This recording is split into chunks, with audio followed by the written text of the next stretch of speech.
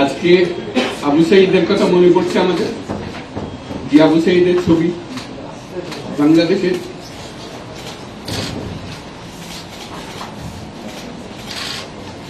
প্রতিটি মানুষের মনে গেছে আছে, এটা কেউ বলতে পারবে না।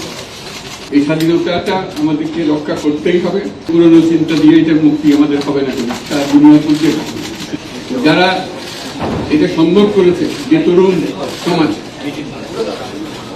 তাদের প্রতি আমি আমার সমস্ত প্রশংসা এবং কৃতজ্ঞতা জানাচ্ছি তাদের। তারা আমার পাশে আছে। এরা এই দেশকে রক্ষা করেছে, এই দেশকে নতুনভাবে পুনর্জন্ম দিয়েছে এবং এই পুনর্জন্মে যে বাংলাদেশ পেলাম, সে বাংলাদেশ যেন অত্যন্ত দ্রুত গতিতে এগিয়ে চলতে পারে, সেটাই হলো আমাদের স্বপ্ন। সেটা আমরা রক্ষা করতে চাই, এগিয়ে যেতে চাই। আজকে আবু সাঈদের কথা মনে পড়ছে আমাদের, যে আবু সাঈদের ছবি বাংলাদেশের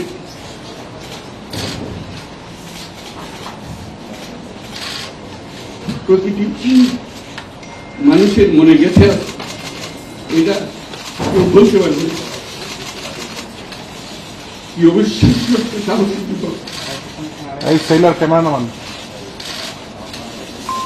বন্দুকের সামনে দাঁড়িয়ে আছে এবং তারপরে থেকে কোন যুবক, কোন যুবতী আর হার মানবে না, সামনে গিয়ে গেছে এবং বলছি যতগুলি মারো মারতে পারো, আমরা আছি। তো যার কারণে সারা বাংলাদেশ জুড়ে এই আন্দোলন ছড়িয়ে গেছে এবং যার কারণে বাংলাদেশ এই কিন্তু স্বাধীনতা অর্জন করল। এই স্বাধীনতাটা আমাদেরকে রক্ষা করতেই হবে। শুধু রক্ষা করার নয়, এই স্বাধীনতার সুফল প্রতিটি মানুষের ঘরে পৌঁছতে হবে, তা না হলে স্বাধীনতার কোনো দাম নেই। এই স্বাধীনতাকে পৌঁছানো হলে আমাদের শপথ, আমাদের যে প্রতিজ্ঞা, যে আমাদেরকে এটা করতে হবে, ঘরে ঘরে পৌঁছাতে হবে। মানুষ যেন জানে যে বাংলাদেশ স্বাধীন হওয়ার অর্থ হল তার নিজের পরিবর্তন, ব্যক্তির পরিবর্তন, সুযোগের পরিবর্তন, তার ছেলে মেয়ের ভবিষ্যতের পরিবর্তন। এটা যেন প্রত্যেকে বুঝে নেয় এবং আজকের তরুণ সমাজকে বোঝানো যে এই দেশ এটা তোমাদের হাতে, তোমরা এটাকে তোমাদের মনের মতো করে গড়েছো।